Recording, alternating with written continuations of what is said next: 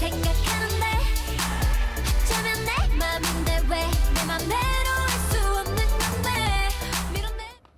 Alright, welcome to the video today. Today I'm going to be walking you through the process of planning out your academic calendar on Apple Calendar. So, Apple products are really popular. Between the iPad, the iPhone, and the Mac, the beginner Apple suite is super popular with students and working professionals.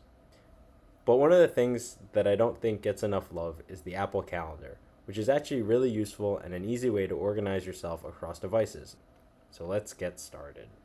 I have my calendars set up as schoolwork, general to-dos, work, my courses, and then I have travel, sports, and my China Night project.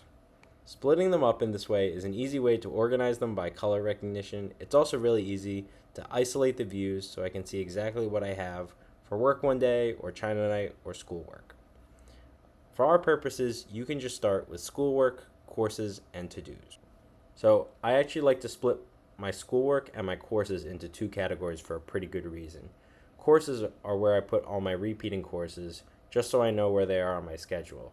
But since a few weeks into the semester, I usually know what my schedule is and where they are, but I don't know exactly when my schoolwork is always due all the time. Let me walk you through how to create a good schedule from the ground up. So I'll just hide all of these calendars so we can pretend that we're creating a new calendar from scratch. Okay? First, we're going to need to start a brand new category. If you two-finger click on the area over here and hit New Calendar, you're presented with a new calendar. We'll call this one, start with to-dos. If we double-click each calendar, we'll get a menu over here. There's info about the calendar. We can put description, so things to do. And share the calendar, so if you'd like to share it with mom or share it with dad. And then also you can add a different color. So I usually like to make my to-dos green. So let's add our first event to our calendar. We can go with a very basic starting event. Let's say we want to go grocery shopping on Friday. You would double click on the day and you will be presented with an event prompt. You can put the title of the event up here.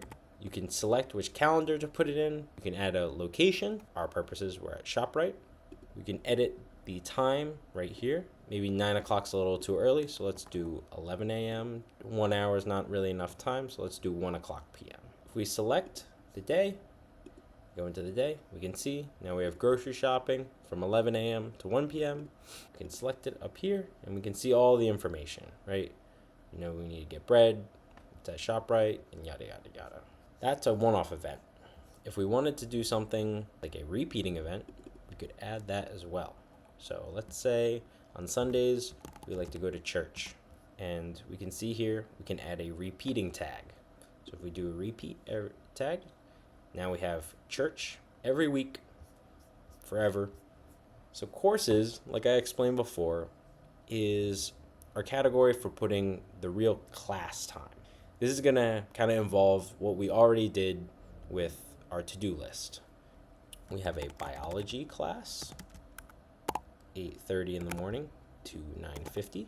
And we also have that biology class on Mondays and Wednesdays. We have this biology class every week, so we can tag it to go for every week.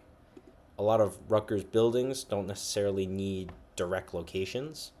You can add building code and room number up here. Biology class is in Hickman, HCK, room 101.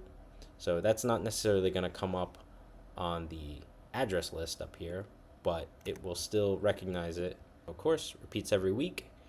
We'll go to the next calendar, which goes hand in hand with courses, but I like to make it separate because this is the system that I feel like works the best. This is our school work kind of tab.